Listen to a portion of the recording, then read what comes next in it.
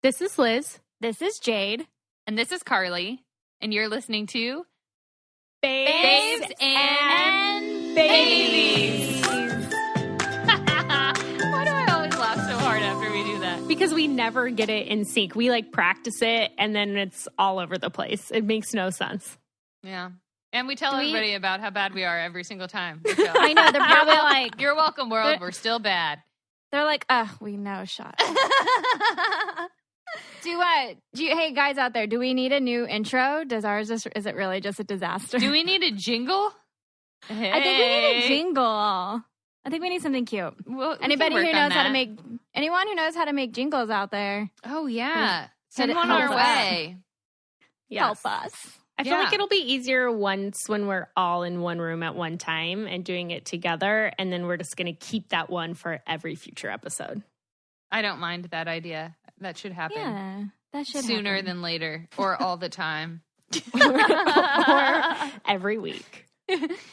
But instead, we have this chat room where we stare at each other on Zoom. I do like it. This sounds like an ad. This is not an ad. It's not an ad. But I do like because we're all videoing each other so we can see each other, and we've seen each other in a lot of different forms so far. Yeah. You guys, I'm looking pretty sexy right now. I don't know if can you see my puffy eyes, my dark circles, my no makeup. Your hair looks good though. It's so dirty. Wow. I was gonna put in a ponytail, but I can't. I was gonna put in a bun, but you can't with these headphones. So I was like, oh man. You can see where my hair ends and my extensions begin, which I am going to take out soon because mom life is hard. Yeah, fill us in on your first, I guess, couple weeks of mom life now. How's it going? Oh my gosh, you guys. It's like she's the greatest blessing in the world, but it's so hard. She's pretty fussy. By pretty fussy, I mean she's really fussy. She cries a lot, but it's not just it's like, it's crazy cry. She has calmed down in the past, couple nights. And Evan is so good at, helping her calm down. He sings to her now, which is so cute. He sings, Backstreet Boys and, Bible songs. Yes. And he has this, low, just really off-pitch voice, and she just looks at him totally mesmerized, and it's so cute. And then I'll start singing, and she hates it. I'm like, she's a sweet little Bella, la la la, and she's like, rah! And then he'll be like, come here, my child, and she's like, coo. I'm like, what? That's because you are literally the human boob right now. I know. That's why. That really is she's all I am. She's like, Mom, I don't care about you singing. I just want the boob because I know that's what you got. I know. It is actually really crazy because it's you can't actually hold your child and calm them down because all they want to do is eat. So I'm like, Evan, you have to hold her right now because she just ate and she's going to want to eat again. This child eats all the time. She already went up so much in weight that the doctor was like, I'm super, super impressed by the weight she's gained, but whoa, that was awesome. Fast. Yeah. I'm like, yeah, she likes to eat. How's breastfeeding going for you? Oh gosh, it has been such a struggle. I mean, okay, so at first my boobs were totally engorged and it was really hard. And now one is producing half of what the other one's producing. And now my nipples hurt. And I just don't know how much longer I'm going to do it, which I feel a lot of mom guilt for. And I feel like I'm going to be so judged on both ends. There's going to be people that are going to be like, hey, it makes your life easier and blah, blah, blah. That's fine. Formula is okay now. And then there's going to be the people that are like, you're not taking care of your child because you're not giving her the proper nutrients. So I'm allowing myself to go 1 month and then I'm going to assess the situation. But it's really hard. And for the people like Jade, I don't know how you've done it for so long. It's it's so exhausting and time consuming. I mean, you're up all night doing it until they're old enough to be like, okay, I'll sleep 4 hours, And I mean, because you have to, the 2 hours starts when she starts eating. And then it's like, oh, okay, she's eaten for 45 minutes. We have to do this again in an hour and 15 minutes. What? You know, it's like. And you have to burp them, and then you have to try to soothe them back to sleep. And then by the time, and then you're like, oh, well, maybe I'll sleep a little bit. And then it's already time to do everything. Do it again. Yeah. And it's super hard to function. Also, have you ever noticed, I don't know if this happens to you, but whenever people are coming over, like that's exactly when the time is to eat, or you're getting home and people are meeting you there to like hold the baby. And that's exactly when time is to eat. So then you feel rushed trying to feed your baby because people want to hold her, like, and you feel guilty about that. It's just, I don't know. It's just been really hard because everybody has been wanting to come over. And I swear every time people show up, I'm like, I'm sorry I have to feed her and I'm not going to starve my child so you can hold the baby. But then I feel bad. No, I know what you mean. And I still do, but I didn't like pumping in the beginning, and I still don't really like pumping at all. So that was like something I really didn't want to do. So my dad was always like, when he was visiting, he was like, well, if you pump, I'll feed her a bottle. Yeah. But I just hated it. And I'm like, if I'm going to go somewhere, because I'm not going to pump in front of my dad. Right. I mean, I know there's probably people who do, but for me, it was just weird. Yeah. And if I'm going to go somewhere in isolation for 25 minutes, I'd rather just put her on my boob and feed her then and there. So I know what you mean. Well, I think the hard thing though, too, is like you shouldn't feel guilty. Like you are learning the ropes, especially being a first-time mom and figuring all of this out. And with a new baby, I mean, every single baby is different. Their temperament, how they receive, how they eat, everything. So I feel like you shouldn't feel guilty about that. If anything, people should have more compassion toward that and be like, oh, like, you know, like, hey, we'll wait or we'll whatever, you know. And I'm sure they do. That's totally just like a mom's perception because everyone's traveled so far to see the new baby. Right. And, you know, and then you're like, oh, I know you're here for her, but hold on. Let me go take her somewhere else. And I feel like that's probably what you're feeling. Yeah, that's definitely true. Yeah. But yeah, so that's been hard. The nights have been really hard. She went through this whole period of like 9 to like 1:30 where she was just screaming, crying. And since Evan's been out of town for 2 nights for travel soccer, but my mom came in town and she has been so good about like soothing her with like a pacifier and just calming her down. And we realized like we thought it was like gas, and it's not gas. She's just overly tired and she's just fighting sleep. So I was like, okay, well that makes me feel better. It's not like her stomach hurts. She's just really tired. You know, she's excited to be in the world and she like doesn't want to miss anything. No, she is it's so crazy. She's so like in tune with you. Like she'll stare at you in the eye and she really like already is like very present. And so, you know, when you're sitting around talking, she really does want to be a part of it. She doesn't want to sleep. So it's really crazy. That's awesome. But it's wonderful. And she's just the cutest thing. And I mean, I've never loved somebody so much. It's ridiculous, but I get it now. It's real hard.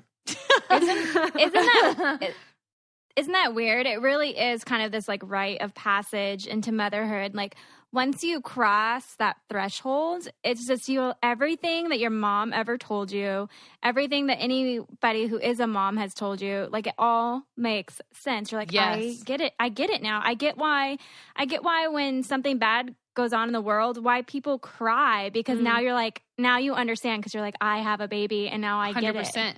Yeah. Yeah, it's nuts. I don't know about you guys, but whenever I'm picking out wine to buy, I'm like never sure which one I'm going to like. Sometimes I go by label I like best, and sometimes I find one and then I buy it over and over again so I don't get any variety. Fortunately, Bright Cellars is a monthly wine subscription that matches you to the wine based on your taste preferences. You just go to the website, take a short quiz about what type of foods you like, flavors you like, and you get their algorithm that will recommend wines to you from around the world that you're likely to love. And if you want, they'll ship them right to your door, so you know you'll get wines that you love and you don't have to play guessing games at the store. And because they're our new sponsor, we have a special discount for your first wines shipment. If you go to brightcellars.com/babes to see your wine matches and for 50% off your first wine order. That's Bright, like the light bulb, Cellar, like a wine cellar, brightsellars.com/babes for 50% off your first order. That's brightsellars.com/babes. Jay, did you ever feel like, I remember when I got my dog, I felt this way. I was like, I love this dog so much. Yeah. Something bad's going to happen. When you get like so much anxiety because you love it so much. Like, I love my baby so much. I'm like, oh my gosh, what if something bad happens? And I have like anxiety about something bad happening. Oh no, that's something I definitely experienced. Like, especially in those first couple weeks when your hormones are drastically dropping, I had a lot of like visions. Even like I would be walking up the stairs and I would just imagine like, what if she fell? And I would imagine her like cracked skull on the bottom of the floor, and it would just like freak me out. I'm like, oh my God. And I would just like hold her so tight, be like, why am I thinking these thoughts? But they run through your head. I just thought that today when I was like walking by the coffee table. I was like, what if I dropped her on the coffee table? And like, you think of all these things and you're like, stop thinking that. Like, you're not going to drop her. Like, and I asked Tanner that too. I'm like, do you ever feel like you're going to, obviously I would never, but I'm like, do you ever feel like you would drop her? Or like, what if the dogs tripped you and you're running up the stairs and you dropped her? Like, do you ever think those thoughts? And he's like, no. Gosh. And then I was like, something's wrong with me. And then there's nothing wrong with you, because like, even so, I don't have kids yet, but I don't know if it's a heightened because of like media and you can see everything going on in the world or like anything. But I was talking to Vito about it the other day because I was like, I'm noticing how my thoughts are changing and how I'm just more super aware of things. And sometimes I think worst case scenario situations. And I've always been a very go with the flow, happy go lucky person. But he was like, well, yeah, but you're also like getting closer and closer to like having a family of your own and doing all of that. So I think that those senses are like kicking in. And then I'm like, I'm a horrible person. I'm thinking these horrible thoughts of what if this happened? And I don't want to put that energy out there. But then you start to realize that that's perfectly normal. And the only thing you can do as a parent is like trust and to do the best that you can and to not raise your kids in fear, you know? Yeah. Yeah. I have a funny story. So Tanner and I went out to dinner last night and we were driving around. This is a different part of the story than I told you guys earlier. Yeah. But there's this little hill in Missouri that's called like Gravity Hill, which is only like 20 in the world or something, where if you put your car in neutral uphill, it'll actually travel uphill instead of go downhill. That's super cool. Yeah.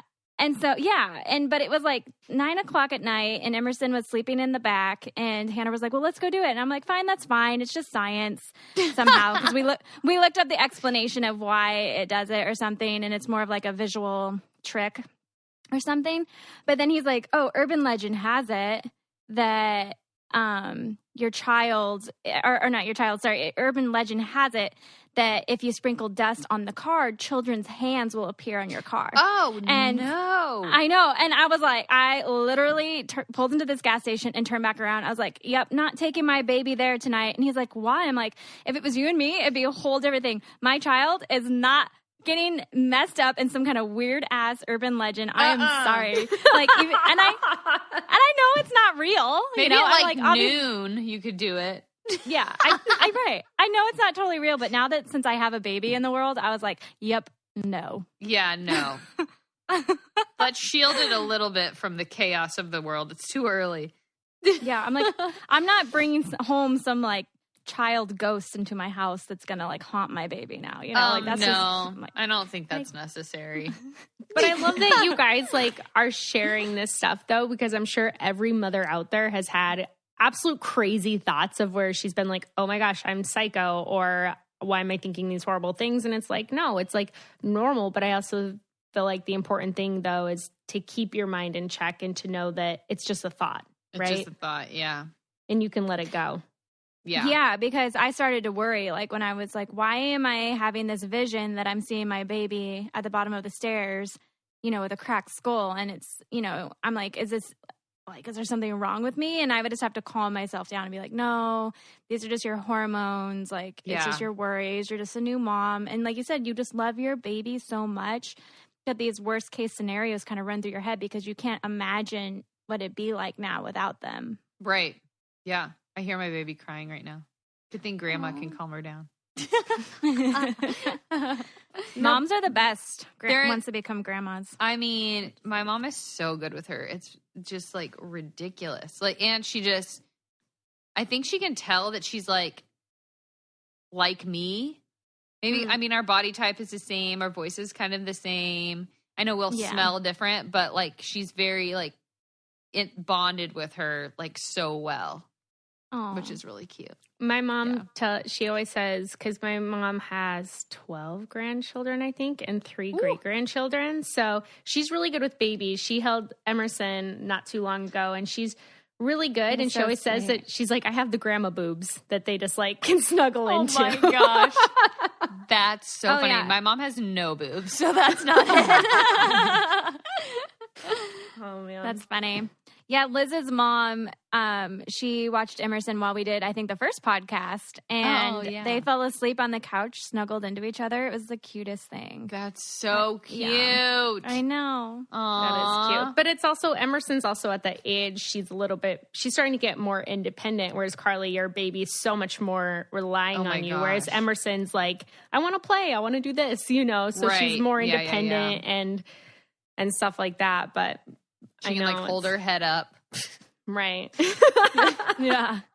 That's a game changer. Yet. Gosh. That's a game changer. She does move her head around a lot. Like you can tell she's like, I'm like, not yet. Don't do that yet. You're too young.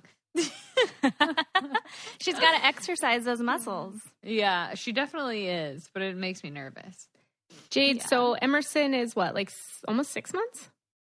No, she is 6 months. So she is 6 months. Okay. She'll be 7 months on the 17th. Is there anything new going on with your mommy life and having a 6 month, almost 7 month old baby? Well, I told you guys last week she's starting to say consonants. So now she's saying da da, and she's doing the N now. She's doing na na. Oh my god, so cute. Lots of fart noises with her mouth. This week we did the front of the cart at Target. I saw the Instagram post. Yeah, which was just spontaneous. So we got to Target and she had a poopy diaper. So I got her out of her car seat and changed her. And then I was like, I could tell she was not going to go back in the car seat without crying and having a fit. And I'm like, we need to get this trip done. So I was like, you know what? I'm just going to see if she can handle the front of the cart. So I put her blanket in there and I strapped her in with like the harness kind of extra snug under her, a little bit under her armpit. So it gave her a little extra support. And she figured it out that she was supposed to kind of support herself after probably a couple minutes. And then she loved it. That's so great. Yeah. She was like staring everybody down. Like the checkout lady was like getting really uncomfortable. She's like, I don't know what to do. She won't stop staring at me. But she was just like learning this whole new world. It was really cool. Oh, that's awesome. And at Target. Yeah, I love Target. Yeah. I do too so much. That's my mommy therapy. Oh yeah. Where Target. I spend way too much money. Every time. It never fails. Every time. Gosh, Target. Never. Target, Costco, and Whole Foods, and Trader Joe's. Mm-hmm. Those are mine, where I'm like, I just have like 2 things to get. And then I'm like, oh, I spent $1 million. Yep. I am surprised every time I check out at the grocery store how much it costs. I'm like, too. Why is it this? I don't know why it surprises me every time now. I should just be numb to it. But I'm like, why is it so much money? What did I get? I feel like I got 5 bags of groceries. Right. Groceries are expensive. And I feel like that's something that men don't really understand because Vito went grocery shopping with me the other day and he's like, this is how much it costs. And I was like, yeah. And he's like, we got to grow our own food. I'm going hunting. I'm like, oh my gosh. I'm like, yeah, I tell you, like that, like besides like rent, food is my biggest expense. Yeah. If it's groceries or eating out or anything, it's like rent and then food is my biggest expense. On food too. Yeah. Oh, I can imagine in your house. You have a couple, you have like teenage boys. You know what's weird though? They don't eat that much. The problem, I was just telling this to my mom, the problem is they don't like leftovers. So we make this food and then we're throwing away everything, which I hate throwing away food. I should find somewhere to like take extra food because it's like at the point of being ridiculous. I'm like, not only are we wasting money, but like people are starving. Like this is so stupid that we're throwing away so much. What about just like making smaller portions, you know? Well, I feel like, because, you know, these boys are just very all-American. They've been, you know, their dad has raised them on like hot dogs and hamburgers and macaroni. So, you know, we'll make like a thing of Stouffer's macaroni and they'll have a little bit of it, but then there's a huge thing left. You know, there's half the thing left, but you can't get a small one. You have to get kind of the bigger one. And I don't know. It's just things like that where the small one's too small, the big one's too big. So then you're throwing away all this extra stuff and it's, I don't know. It's just, pretty soon you'll have like a little girl that'll help eat leftovers. Except for I'm not letting her eat any of that. That's true. Yeah. You'll just have to find a place to box it up and donate it. Find some like homeless man on the corner somewhere. I don't know how Nashville is with homeless people, but like Chicago, there's so many homeless people that it's, you know, I could easily be like, oh, I can make a little meal in a to-go thing and give it to somebody. Yeah, I need to do that. For sure. Whether you're a mama or not, everyone needs a good night's sleep. And we found America's most comfortable mattress that creates a cloud-like experience. What could be better than sleeping on a cloud? Nectar patented the most breathable, cooling, body contouring, medical-grade, lush, foam gel memory layer to bring you that cloud-like comfort. The Nectar Sleep mattress is an 11-inch deep. So yes, bigger is better, and utilizes a unique 5-layer technology that no other mattress on the market has. In fact, people who sleep on Nectar mattresses fall asleep 20% faster than people on other mattresses. They actually did a study on this. For the skeptics out there, Nectar gives you 365 nights to discover your happily ever after. If you aren't 100% happy and riding into the sunset, we'll pick up the mattress for free and you will get a full refund. And they promise a forever warranty on your mattress. Nectar is offering Babes and Babes listeners $125 off and 2 free premium pillows with any mattress order and free delivery. That's nectarsleep.com/babes and get the best sleep you've ever had for every night of the rest of your life and then some. That's nectarsleep.com/babes. Hey, Jay, do you have any bad mom stories or good or mom wins? Well, I guess this was something. So when I put that Target picture up of Emerson in the cart, everyone was like, it started this mommy war. It was really funny. Oh, gosh. Comments. But I know. And I was like, oh, God. And I tried to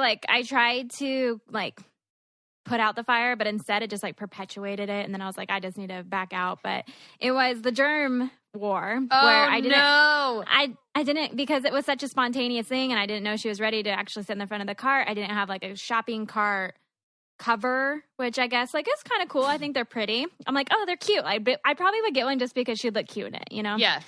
But then like the people who were like worried about germs are like fighting the people that were like, germs are good for you because you build immunity and all this stuff. And then I was feeling like, for one, I was feeling like a bad mom that I started a mommy war. And then I'll be like, oh crap, all these people are down each other's throats. And then for 2, I was like, well, I don't know which one. Now, obviously, I'm not a germaphobe, so I'd probably be like, yeah, whatever. She touched the cart without, you know, the germs might get her, whatever. But then I'm like, am I a bad mom for thinking that, or should I cover the cart? But then that's just so much hassle. And then am I the lazy mom then? You know? No. You know, it's just like, I feel like everything's learned as you go. Let's say you never wipe the cart down and then your kid's continually sick. You're like, well, maybe she's getting germs that she doesn't need or whatever. That's true. Or if you're like, hey, I kind of did like a half-ass wipe down and my kid's fine, like living life and whatever, you know? Like maybe if she's like licking the whole cart, then I'll be like, ooh, I should probably wipe that down. Yeah, you know? maybe don't lick it. Just touch it. Maybe don't lick it. Yeah. I kind of had the same thing because Evan and I took Bella to Target, like I guess in the first week that she was born, but we just had to run and get some things. And like, what are you going to do? You can't leave your baby at home. So people were like, I can't believe you took that baby out, you know, before her shots and blah, blah, blah. And I'm like, what are we supposed to do? Like, we went to the doctor, then we ran to Target for 10 minutes. We had her in a car seat with a cover on it. Like, so nobody's touching her. Like, I mean, you really can't win. I think sometimes like there's always going to be the people saying both sides. Well, the hard thing is you two are both so much in the limelight though. Like people look at your stories, they look what you post, they look, what you're doing mommy style, I guess. And, I mean, naturally then you're going to have people.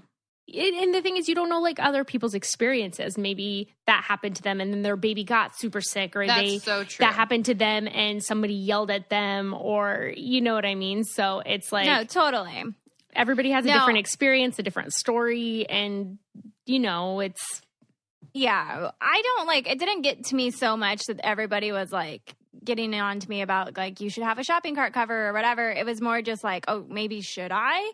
It wasn't necessarily like I was like, oh, to them. It was more just like, oh, like maybe I should. Like, I guess I didn't think about it, you know, and it was a spontaneous. Or then and then there was people that were like, no, like let them have the germs. And I'm like, what do I do? Like, do I let them have the germs? Like, it was more like I didn't know what to do, and then it was giving me major mommy anxiety, which I feel like I already deal with. I'm sure every mom has it, but I feel like I deal with it on the daily. And I was just like, oh, and then I was like, whatever, she can eat the germs. She's going to eventually anyway.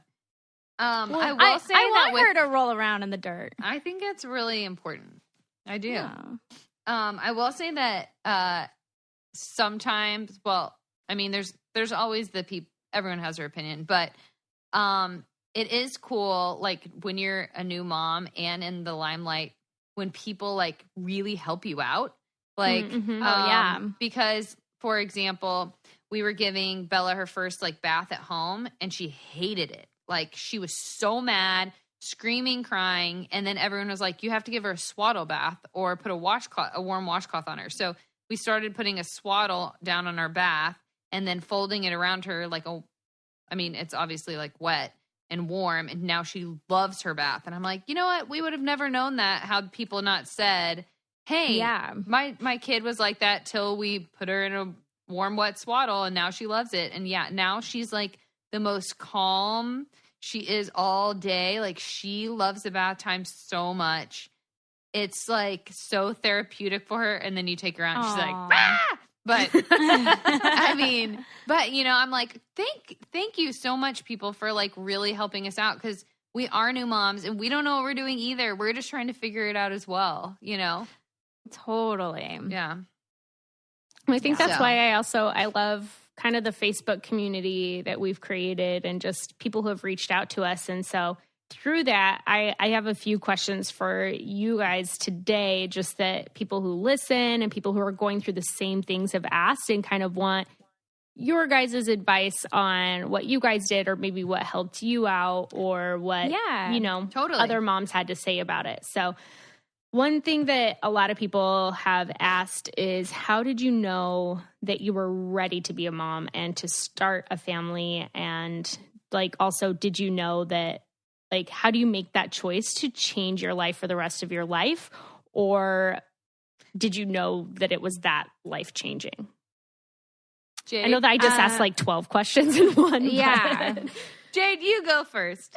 No, to be super honest, if you had asked me that question about when I was ready to be when was I ready to be a mom, when I was like 27, 28, I would have told you I was never going to have kids. I didn't really want to ever get married. I didn't want to really have kids. I think that had a lot to do with my parents' divorce as an adult child. So my parents got divorced when I was 20. They split when I was 23, and they divorced when I was 25. And I took it really, really hard. And I was like, why get married? And I didn't want to put my kids through the pain that I felt. So I didn't want kids. And so I, for a long time, didn't think I wanted to even be a mom. And I knew that I had that motherly instinct because of my dog. Totally. Pippa. Like, I was like, so I was like, she'll just be my child and everything. But when I met Tanner, it was just so different. And he really wanted a family. That was one of his, priorities in life, or stages in life. He was ready to have a family. And with him, it was almost like I didn't even question it anymore. I was just like, I want to have his babies, you know? Like, it was kind of just like, I was like, it was just some weird switch in my brain. And I don't know if it was just the high of love or what, but we decided that we wanted to have a family probably a year into being married. So we started trying, but I don't know. I think we got pregnant pretty fast. And so I wasn't expecting it quite so soon. And that kind of shocked me. And I feel like as much as you try to be prepared to be a mom, you're never quite prepared until it happens.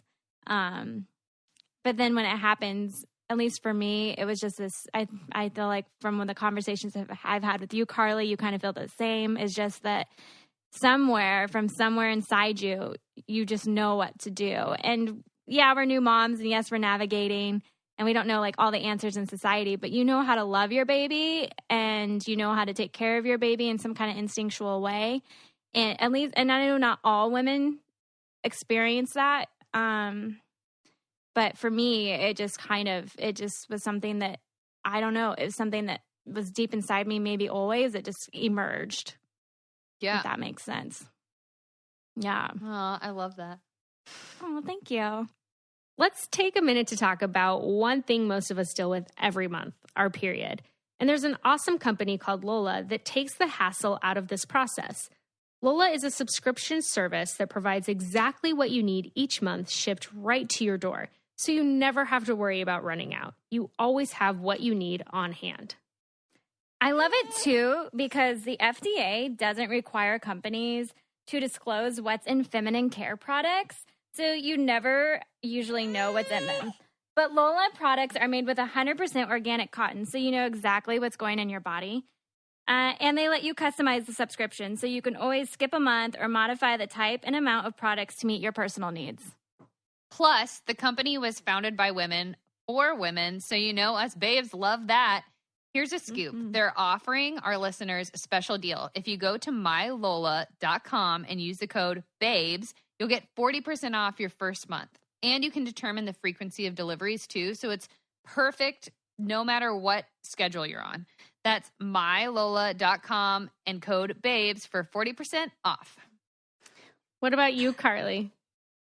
Yeah, Carly, for you, it's a little bit different, though, because, I mean, you entered a relationship with Evan who had kids. So you kind of, I don't know if you stepped into a mom role-ish there, or if it was once you got pregnant with Bella, you know.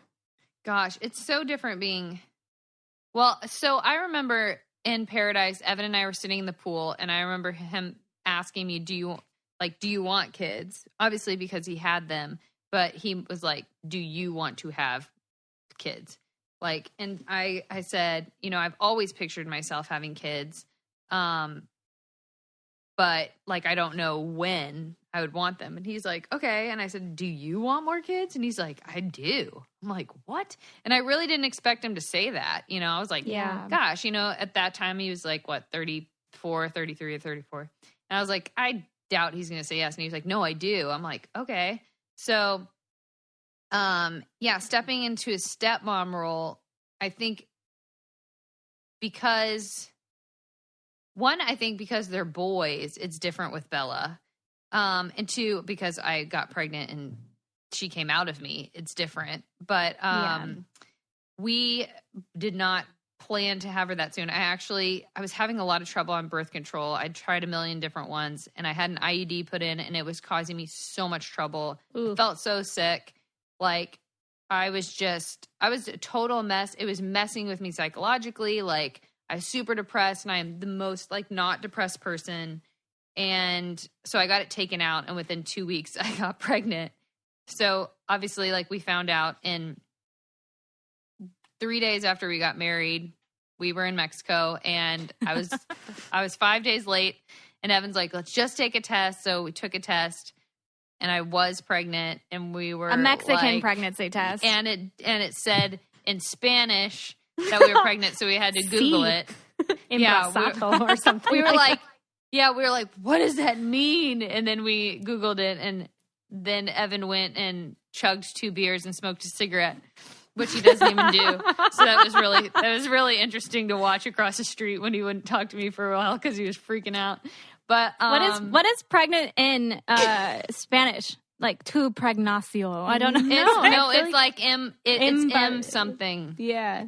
I should remember that. Like I've always said I'm totally going to remember this. But I mean, so then I took 2 more and we were on our honeymoon. So it was like one of those things where life hit us real quick, like, and we weren't expecting it. And it was a super adjustment, like, because we thought, oh, we're just going to have this, year or 2 of like it just being us and your boys. And then all of a sudden it was like, nope. But, it took, I think for me, I was like, oh my gosh, I'm pregnant. This is great. I never thought I was going to get pregnant because I was, I froze my eggs. Like I really didn't think that was going to happen. So, then when it did, I was immediately like, oh my gosh, okay, this is happening. Like, got it. And then with Evan, he was pretty freaked. He was like, we're not ready for this. Like, I thought we were going to have time for us. And I was like, well, is what it is, and so it took him probably 3 months to really come around and start getting excited. And now, she's here and he's just over the moon, and he's apologized with her. He apologized to her in the first, I think day. He was like, so Carly, cute. I want you to know that I apologized to Bella because, when we first found out that she was created, like I was in a different place, and he was like, so I apologize. Right. I'm like, that is so nice. Who does that? Well, I mean, I want Evan to know too, he's not alone in this. Like there was a lot of stories where it was like, we weren't necessarily ready and this happened. But in that case, it's almost like ignorance is bliss. Like we weren't planning, we weren't expecting, but then it happened and we would never return this little miracle that we have, Yes. I know so many women that found out they were pregnant and they bawled because they were like, oh, I wasn't ready for this, or I didn't want another one. And then they're like, wow, this baby's awesome. And I couldn't imagine life without her, Right. Yeah, I don't want to speak for Evan, but I feel like because he's a romantic at heart. Yeah. I can totally tell. I don't even know him, but he's definitely romantic. And he had this ideal in his head that like, I found, the love of my life on this show, and it's like a really cool love story, and we're just going to like travel the world and like be lovers and like explore this whole like, and then you're like, I'm pregnant. Yeah, and it was like his whole dream just crashed. It did. But then he got a new one. He got a new dream. Totally. And now he's like, he's head now over he's the heels. best thing ever. I will say that when I found out, and Evan was really devastated, I remember feeling mom mode so hard already, just knowing, even though she was just like a little cluster of cells, just knowing like I was her protector in that moment. And I was like, you are going to be so loved. We got this. Like, I will shield you from anything that's negative, like in those moments. And not that I was like ready for mommyhood, because, I still don't think I am. I'm doing this and I'm like exhausted at 3 a.m. and I'm like, what? Whoever is ready for this? You're not. You don't know until you're in it. But I do remember feeling such a protective thing within an hour or, a minute of having her like inside me. Yeah. Well, I feel like cool.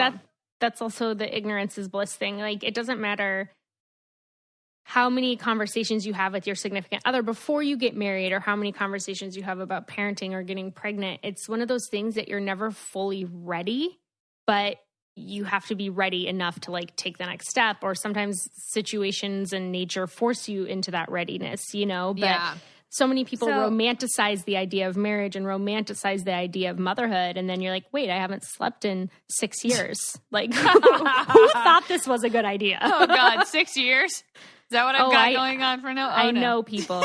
Yeah. I know people who, my sister, she like quit breastfeeding about, I don't remember when, but she was like, I've either been breastfeeding or pregnant for like 7 years of my life. Like I'm done. That's how I want to do it though. I just want to get it all done and over with. But I want to know for you, Liz, then, so you're single, but you have your boyfriend, Vito, who's awesome. Mm-hmm. And I know you kind of have baby fever, and I just want to know how it feels like on the other side, say like you're wanting to be a mom, but maybe like your timeline's not quite right. Like how does that feel? Or I just want to know that. Well, okay. So I didn't know what it felt like, I guess, to be ready. I always felt like, oh, I'd want to meet the person I'm going to spend the rest of my life with, or I want to be ready. Like I definitely want a family one day, but I don't know if it's like nature's timing or instinct, but I want to say within the last year, I was like, whoa, like I'm ready. I'm more in tune with my body than ever. I can tell exactly when I'm ovulating. Like I feel it and I track my ovulation. No, on the day of my ovulation, I'll be like, I feel like a lioness and I'm like, what is going on with me? And then I look and I'm like, yeah, of course I'm ovulating today. Like wow. I can tell. And I think my body is just so ready for that. But it's really nice because I feel like for the first time in my life, I'm closer than ever to having a family and being in that position. And, you know, my boyfriend definitely is the person that I want to spend the rest of my life with. And I almost feel like that gives me the patience because I love where we're at right now in our relationship. I love where we're going. Like I love dating him. Like he's such an amazing boyfriend you talk to so many couples that look back and they're like, man, if I knew what I knew now, like I would have enjoyed this time or I would have enjoyed that process. And I mean, our relationship kind of has been a process and a timeline for any people who I guess know the history. It's not like anything crazy, but like I've known him for a while and it took a while for us to like get where we're at, but it's been an amazing journey. And I absolutely we've just taken the time and the steps to learn how to love each other. And we want to love each other well and learn each other's love language because we know like going into that next step, it is hard. And I feel like as you get older, you have people to talk to and who tell you those things that marriage isn't easy, motherhood isn't easy, and you need to know each other, you need to know yourself, so you need to know where you can compromise. And we both know too, we don't have all the answers. Like even right now, it's still romanticized. It's like, oh, I'm going to love you forever. But like, you know, there's going to be days where you're going to wake up and be like, get your face out of my face. This is a choice today. It's not a feeling. And I made this promise. So I guess I have to love you, but please don't talk to me. Like, you know, so it's nice though. Like I said, it's just, I do get baby fever all the time, but I know he does too, but we're on the road to that. And I feel like we're just really loving the process of really getting to know each other and enjoying the dating, enjoying the steps taking to get there, you know? Do you have like, any like worries that creep in the back of your mind though, like biologically, because we're 31, we're getting old? Do you ever like feel like your timeline, like you're like, oh my gosh, well I want to date for another 2 years and then we want to be engaged for 2 years and then we want to be married for 2 years. Oh like, gosh, Jade, don't do that. Like, I know. Well, I'm just saying, like, do you... Right. I mean, because this is real stuff. It's facts, guys. You guys, I just want to show you my pit stains real quick. As soon as I just started talking about that, well, you can't even really see it. I started pitting out. That's I started getting so nervous. Funny. Also, because I know he's going to listen to this and his family listens to this. So, oh gosh. Oh, they do? But which I love his family, by the way, but they're awesome. Side note. Jade got to meet them. They're absolutely amazing. Oh, I love it. Yeah. But so I do have those worries because for the most part, I think that it's ridiculous that if a woman gets pregnant after 35, she's automatically considered high risk. Like I feel like that depends so much on your health and how you take care of your body and how you prepare yourself for pregnancy, and everybody's body's different. You know, I think sure. I don't know, but I do have those worries because so my boyfriend is 4 years younger than me. And he wants to have all the babies, and I do too. But I always tell him, what part of him is he having these babies? No, right? I know. Where are you birthing these at? Can't fit through that hole. Okay, just kidding. Right. So. No, but I do too. Like I went through a phase, Jade, similar to you. Not that I didn't want to have kids, but I'm kind of a rebel spirit. So I'm like, I don't want to do the traditional thing because that's what society wants for me. And I don't want what society wants for me. And then I'm like, wait, but that's what I want for me. So I guess I do want it. Yeah. I would love to have a handful of children. But I do worry about that a little bit. My mom had me when she was 35, but I was the youngest of 4. So she was done by that age. And I know women who have delivered later in their 30s who nothing was ever an issue. And I know women who it almost cost them their life. So I've thought about freezing eggs, but then I'm like, no, but he and I haven't really talked about a timeline, but then we kind of have. Like, we kind of know in our minds, like, when we'd want to get engaged and want to get married and want to start a family. And so I feel like I do have time and that I'm just going to kind of trust nature and trust God that, like, my body's going to be in sync with that. And then if not, then we're going to, have to take other measures. But, I mean, we want to have kids and we want to hopefully have a few of them, but also in that situation, you can only take one at a time. So he wants a lot of kids and I do-ish want a lot of kids, but I'm kind of flexible, but I'm also like, my body's doing that work and who knows what my body's going to do. I don't know how I'm going to feel after pregnancy. I don't know how I'm going to recover. I don't know how my body is, when I could even get pregnant again. And who knows how you're going to feel after you have 1, after you have 2. Like, you just kind of really have to trust the process of life happening. But I mean, Jade, I do have those considerations or worries. And I also feel like as I get older, my periods are changing. And that's something I was telling you guys just the other day. I had the period from hell and I actually have a doctor's appointment because my body just completely like freaked out on me. And so things like that worry me. Like, as soon as I have something where I'm like, have a super heavy period or whatever, I'm like, oh my gosh, is my body doing the right things? Am I still fertile? Can I have babies? I don't know. Like, so it definitely is. It's definitely something that's in the back of my mind. But as I was saying earlier, like, I don't want to live in fear of that. I don't want to stop that from me loving someone or wanting to try to do life with them and see what life's going to give me. No, I don't think I don't think you should definitely like let it run your life, because if you let every little worry run your life, we'd never do anything. My dad, he used to tell me, I went to this weird stage when I was like 20, 21 that I thought like I was never going to be able to have babies. I was like, Dad, there's something in my body that I just feel like I'm infertile. And my dad got so serious and he looked at me and he goes, Jade, I want you to look at yourself in the mirror and say this to yourself. And he said this so seriously, I am a fertile myrtle. Oh my God, I love your dad. I love Laren. He's the best. He's the best.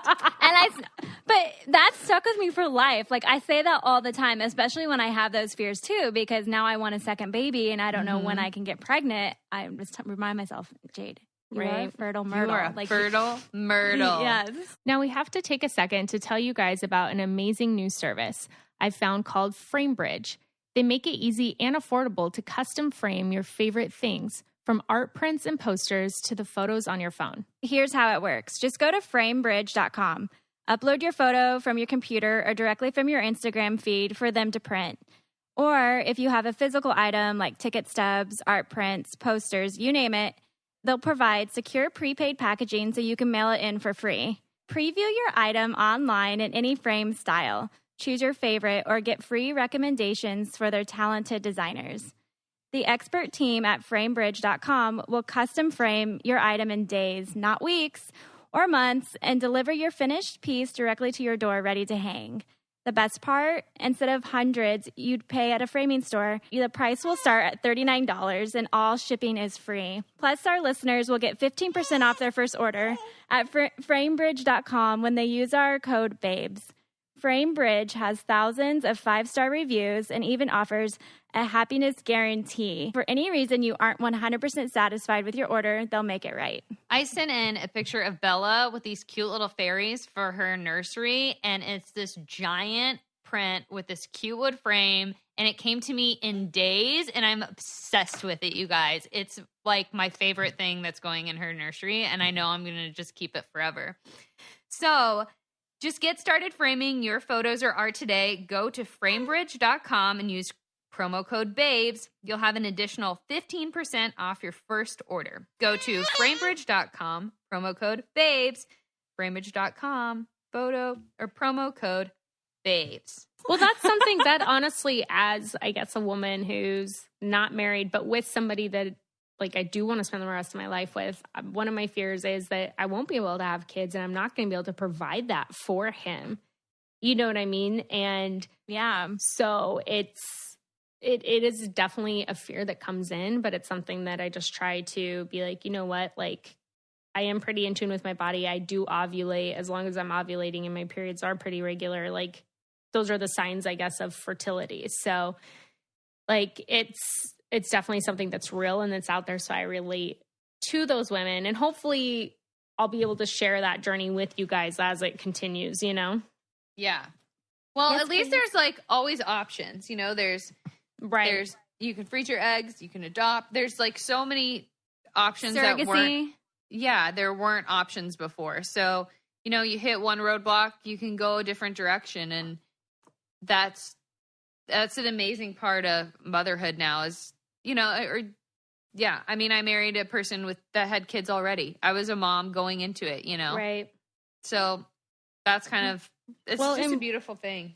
No, it is. But that's also something that he and I had a serious conversation about, because it was like, we both really want kids, but I'm like, hey, like, how do you feel like if we got married and I can't have kids or you can't have kids, like, how would we go about that? You know? So that's like a tough conversation that we had, and we had to be honest with each other about those things. But I feel like you never know. But then at the same time, it's like, man, like, am I putting that negative energy out there am I living in fear, or am I just like, are these normal human feelings that, you know, then you just have to be like, you know what, I'm just going to trust life. I'm going to trust God. I'm going to trust the process. And, you know, whatever happens, there's some sort of purpose in it, you know? I think that's all you can do. Just trust.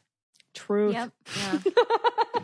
What else you got for us, Liz? Oh my goodness. So how did you pick your OBGYN or your midwife? How did you make that decision that, hey, this is the person that I want to see me giving birth? Oh my gosh. This is so funny. So I was actually telling my doctor this the other day. I don't even know how the conversation came up. I was in the hospital and I guess someone asked that question, and I said, oh, well, you know, I was getting on the internet and seeing I was like on my insurance website, and I was like going through who would take my insurance, and I was like, and then I saw your face, and you looked so friendly, and I was like, yeah, I like this guy, and I go, oh, dude. I go, and don't get me wrong, you had great reviews, and I was like, but it was really something about your picture. I was like, this guy looks really nice. That's awesome. He was like, oh my gosh, that's how you chose me. I was like, yes. I also choose books by their cover and like wine by their cover or by their label. Right. So, and you know, it steers me interesting places. Don't underestimate a good business photo, guys. I mean, he just looks super happy and like he's really going to help you out. That's awesome. I mean, and you had a great experience. I had a great experience. Good. I feel like there's some truth to that, though, because would you pick the guy that was like frowning in his picture? Like, no. That's the first face that your baby might see. You know? That's true. Very true. So I've never had a male OBGYN or doctor or anything really. And since I moved to Chicago, I haven't really gone to the doctor. But since my last crazy heavy period, I just scheduled an appointment, and it's like basically the OBGYN that my boyfriend's whole family goes to, but it's a guy, and I feel weird about going to a guy because I've never been to one before. I've always had female doctors. So did you feel weird with like a male OBGYN or no? I think it is kind of weird, but I don't know. I would say there's something about, like, I know it's stupid, but when I saw his picture, like his energy was really good, and I don't know what made me choose him, but we love him so much. Like, I think it was just like the universe, God telling me like, this is your guy, because he is the best doctor, the best person, like so helpful. And although it is weird to have like a guy down there, I kind of blocked it out. I don't think about him as a guy. I just think about him as like this doctor. They're not thinking about your parts in any other way than just something that a baby's coming out. They got a job to do. Yeah. Yeah, I don't know about that. I think you just have to go into it he's not thinking about it. You can't think about it like that. You ever see the Friends episode, though, where it's when Ross's ex-wife is having her baby and Rachel's trying to hit on the doctor and that's delivering the baby. And he's like, I just don't go on a lot of dates. And when I do, they're not successful. And she's like, why is that? And he goes, when you see, it was like, when you see something, when she's a coffee, because she was a waitress, when you just like you serve people a ton of coffee and you just can't look at one more cup. Stop it. During the day. He's like, it's like that. So they just see them hilarious. They see them all day long. I'm sure it just gets monotonous. Truth. But I don't think it's weird at all that you judged like who you wanted by a picture. So I went to an OBGYN at first. And because Tanner was a emergency C-section baby, and he was so worried that we were going to have some kind of he thought I was going to have a traumatic birth. I think he thought all births were traumatic. So he wanted me to go to a normal doctor just to be on the safe side. And so I did, and I loved her. But I just kept going back to this birth center, and I just had good energy from it. Like you said, this energy. Yeah. And I just kept going back to their website and watching their videos, and finally I convinced him to let me do the tour of the birth center. And you guys, I was 28 weeks pregnant. And I went and I go, Tanner, this is it. This is where I want to have my baby. This is where I need to be. I just know it. So he trusted me, and my midwife was phenomenal. I love her so much. And it was just kind of, I guess if I have any advice, and this seems like for you too, Carly, is just go on your instincts, go on your gut. Like, you'll know if it's the right person. And I know in a lot of hospital settings, the gyno that you pick or the OB that you pick isn't always the person that delivers your baby. But I have never come across bad nurses either. I've heard so many people have such great experiences with their delivery nurses, and those people are going to be the people that help you the most in those moments. And I would just rely on them too. Mm-hmm. Yeah. My nurses were awesome. Gosh, mine too. Man.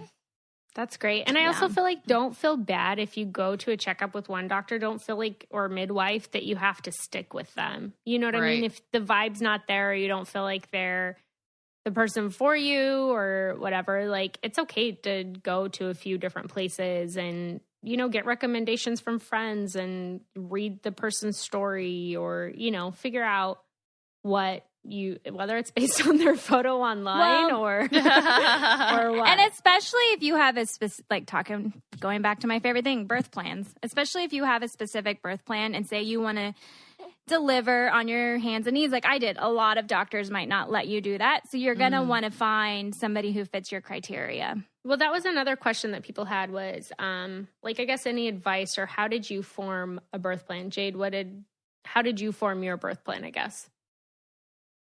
Well, I just always knew I wanted to experience it without drugs. I just wanted to feel the full body experience, I guess. That's just me being a weirdo. But I wanted to be connected in that moment to my body and to my baby that way. And that was just something that was really important to me. And so I just started, everyone knows I would look at videos on Instagram of babies crowning and so often.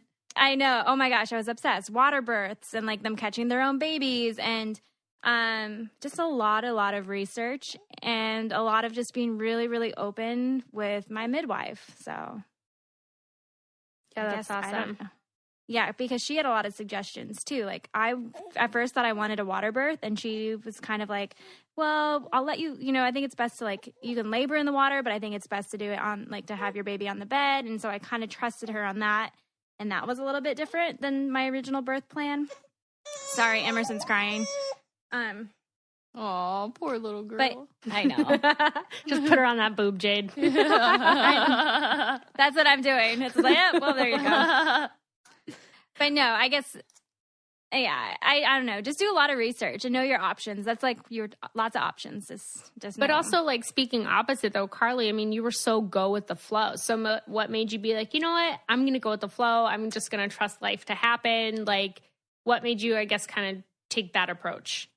Well, I know that I pain in my body don't mesh well together. I mean, that doesn't in anybody's body, but my body can go into panic mode shock. And I knew that if that happened, I would miss out on the experience of birth. Mm-hmm. So to me, I was like, if I'm not in pain, then at least I can, because, you know, an epidural doesn't mess with your brain. It just numbs you. So I was like, then I can be present.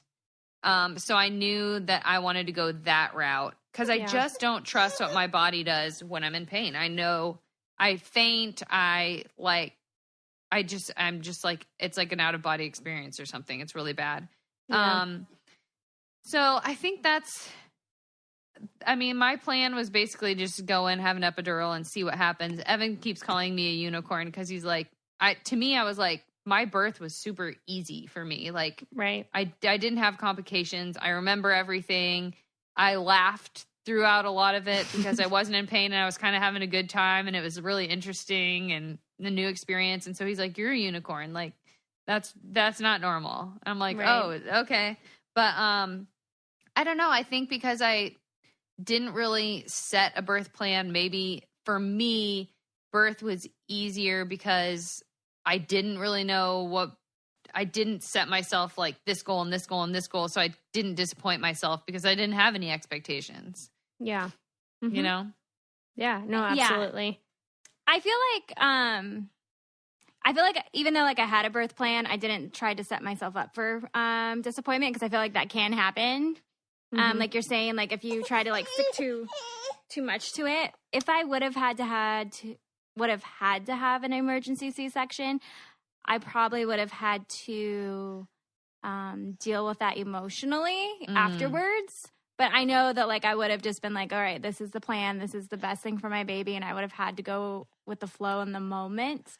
But definitely for sure, it would have been, it probably would have been a little post-traumatic for me, to be honest. Yeah. Well, that's why I love the doula work though, is because like, I feel like no matter which way the plan goes, like my job is to reassure the clients that our goal is a healthy baby and a healthy mama. So if that means an emergency C-section, guess what? Like, you're doing awesome. Like, you're doing the best you can for your baby. And guess what? You're both going to be safe after this and you're going to be fine and you're going to be healthy and you're going to be able to take care of your child, you know? So you can make a plan and things don't always go that way. But I mean, I've been at births where moms wanted to go natural, but because they had anxiety about certain things that their body was not opening up, their labor was not progressing. And, you know, we had an epidural, and then once they relaxed and were able to enjoy the process, their body just opened up and they went into labor, then the baby was ready. You know what I mean? So everybody's so different. And that's where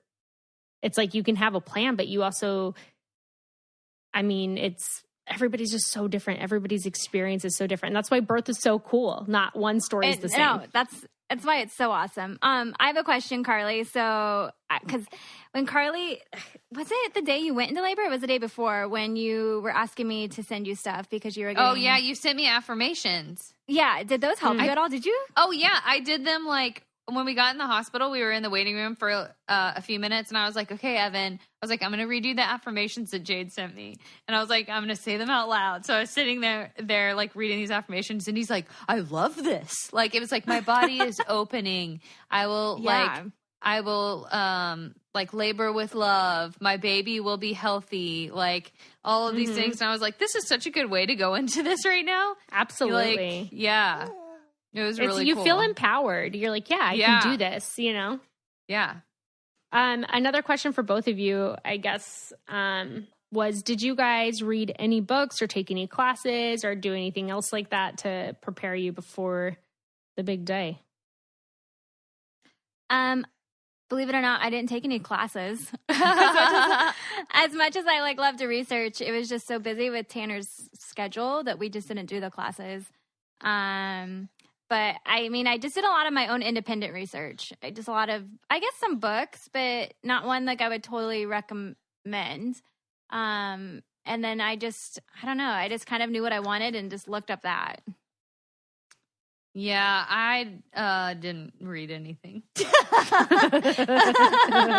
or go to a class. I mean, I watched some like videos on YouTube of a midwife giving a class. I think I watched like there was like 3 sessions or something, and I watched those just so I kind of have an idea of what was going on. But No, Evan and I didn't do the classes. I think I just kind of trusted that he already knew what he was doing because he's done it. But book-wise, I mean, I had What to Expect When You're Expecting, and I would follow along with things like that. And but no, not really hardcore birth parenting books. Right. No. Mm-hmm. Now I kind of wish I had, but here I am. Still now I have no time to read books. It happens. But yeah. We're not helpful on this one. No, sorry guys. But if you guys have any helpful books, let us know because, I mean, there are many people out there that would love to hear them because we have no advice. No, absolutely. All right. So I have one last question. I mean, no promises. There might be more, but this question from Sarah. She was asking, did you guys have any diet or exercise stuff that you did while you were pregnant? While pregnant? What about also while not pregnant? Have I ever had that? I mean, the only thing that I would do is I walked a lot. I almost walked every day. So I tried to walk a mile every day. Wow. Good for you. Yeah, but that was it. Jade, I didn't do anything. But how did you stay so cute? I know. You were all belly, Carly. There was nothing there but belly. I think it was because I was so nauseous, so it was hard to eat. Which I think is probably why she was small too. So I feel sorry for her because she kind of got the shaft on that one. But no, I mean the whole pregnancy I was nauseous. So it was hard to gain weight. And then at the very end, my doctor was like, you have to start gaining weight. And so I just didn't care. I just did it for her and I ate everything in my path. Yes. So, and then he was like, oh, so you can gain weight. And I was like, I'm telling you, you told me to do it for her, so I can do it for her. But for myself, it was hard. But I definitely didn't exercise. But that's also because when you're nauseous, you just don't feel like doing it. You know? No, right. I hear you. Yeah. And you're tired all the time. Yeah. I think the reason why I was really it's okay, you're fine. I think the reason why I was so dedicated to walking a mile a day was because I wanted to have a natural birth, which meant I wasn't supposed to get gestational diabetes or preeclampsia. So I was really focused on not getting that. And that's why I was like, I'm just going to walk. And we have a lake right next to our house. So I would just walk around the lake. And I was like, that's my one task for the day that I can do for myself and my body I was like, I'm just going to do this walk. So. Yeah, that's really smart. And you have to be in way better shape to do a natural birth. Really. Do you? I think you have to, because you're really breathing heavy. You're really going through it. You're sweating. I wasn't sweating. I was just pushing. I wasn't feeling on your doctor. Yeah, and then peeing. I was emptying my bladder. I love that story so much. I'm just glad I didn't poop on him. Yes, both of those. I would rather pee on him than poop on him. I mean, and you know what? If I had pooped, it would have been fine. But at least I'm glad it wasn't a poop that went out like my pee did. I was gonna say it's not like projectile poop. That would be bad.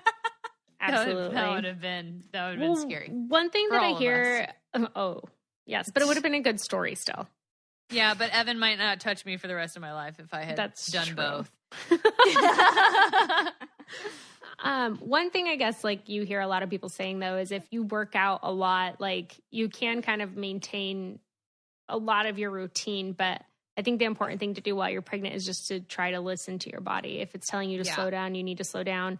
And another thing too, a lot of people, I mean, it's not as much anymore, but I know the old wives' tale was oh, you're eating for 2 now. You're not eating for 2. So trying to be healthy. I mean, obviously you have to uptake more calories, but I think it's nice when you do have people who can hold you accountable and give you advice, whether it's your midwife or your OBGYN or it's friends, just to help you along that path, because it's definitely, I mean, I have no idea what it's like, but just kind of maintaining some of that, Right. Ooh, thank you, babe. He's bringing me more nice. wine. Yes, refill action. Yeah. Oh, that's good. Just leave her the bottle. Oh my gosh, Emmy's hair is so cute right now. Oh yeah, that's her sweaty nap hair. When that she like is nap. So cute. She's getting her first haircut today. What? Yeah. Oh, So my gosh. Tanner's mom is going to do the honors. She's just cutting off a little bit because she had so much hair when she was born, and now a lot of that is falling out. And so there's like all these different lengths, and it's all kind of stringy. So we're just going to give it a little, her hair is so a little awesome. cleanup. A little zhuzh. It's so good. It's just like, it's like curls, but like they're going every direction right now. This isn't even this is nothing. It's goodness. like she stuck her finger in a light socket. That's exactly what it looks like right now. It's so cute. She's gonna have some good hair. Does Tanner have really thick hair? Oh yeah, Tanner has great hair. Oh man, I'm super jealous. So jealous. Yes. Oh my goodness. Me and Vito both have like kind of thin, fine hair. So we're like, if we have kids, their hair's gonna suck. Oh gosh, I'm praying. I don't think your hair is thin at all. I think you just tell yourself that. It's an illusion. It really is not. Like my ponytails are really small. Well, it doesn't look like that. It really doesn't. I don't know. All right, got anything else for us, Liz? I mean, those were kind of the questions that we prepared for today, I guess. But I mean, we definitely welcome everybody's feedback. If you guys do have questions for the pregnant mom or the new mom or me as a doula. Sorry, Jade was just making a really weird face. It's so weird. Like for a while. Like it happened for a while. Yes. Or if you have any suggestions like for them or for me, like just things that you guys did for diet and exercise or how you chose your midwife or OBGYN or, you know, any books that helped you or classes that helped you, just share that in our Facebook group and share it with us because we love the stuff that you guys are talking about. I know all of us are learning so much just from our Facebook group. Totally. Also, it's Liz told us that it's Endometriosis Awareness Month. Yes. And we would love to hear any stories from women who experience this because none of us have it. And I don't want to like talk about it and sound tone deaf when I don't know really a lot about it or anything about people's personal experiences. But we do want to talk about it on the podcast because we feel it's important to talk about. So any listeners out there that have stories, please share them with us so we can do some awareness. Yeah, absolutely. I did have one more thing to say about the diet and exercise stuff is one thing that is important if you want to get pregnant or you're trying to is to start almost treating your body like it is pregnant, like changing your health and doing stuff like that. It's there's so many amazing things that you can do to start preparing your body for pregnancy. And that's something that I've even considered, just that I know that I want to have a family. So just really starting to look at how I take care of my body and how I want to like nurture my baby while I'm pregnant. So starting to make lifestyle changes toward just living a healthier lifestyle. So I know that I'm at my optimum health in order to reproduce, especially since I am like getting older, even though I feel like I'm still so young, but I know that as women, we lose our fertility as we get older. So just taking that into consideration that I need to make sure that I am being self-aware of my body and what I'm feeding it and keeping my health optimal so that I can have healthy pregnancies and reproduce. That's great advice. Yeah. So for sure. But yes, share with us any comments that you guys have from today, and especially if you do have the endometriosis and any information on that, because it is Awareness Month, and we want to make sure that we're supporting women with that. I know that there's some statistics out there that it takes an average of 10 years to even diagnosis, so that sounds like a rough journey that we would want to support and hear about, I guess, your stories or journeys with it. Yeah, I really don't know a lot, except that I know it can be really painful, and that I think I read a statistic, I may be wrong, that it was like 1 in 10 women. It is 1 in 10. Wow. Which is just, I just can't believe it. So I definitely if that's like the statistic, I definitely want to address it and just hear those stories. So, but yeah. So share. Please share with us. And overshare like we do. We want to know all the things. Overshare with us. Don't hold back. Mm-hmm. Well, thank you everybody for listening, and we look forward to getting your feedback and hearing from you and talking to you next week. If you want to join our Facebook group, it's Babes and Babies on Facebook. And then if you want to follow us on our personal accounts, mine is eSandos. And mine's Jade Liz Roper. And mine's Carly Wad. Yep.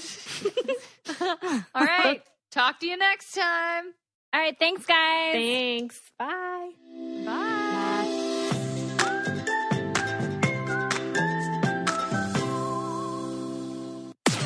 This podcast is brought to you by Wave Podcast Network. Check out all of our shows, including the Brain Candy Podcast, I Don't Get It, Babes and Babies, Coffee Convos, and Let's Talk About It.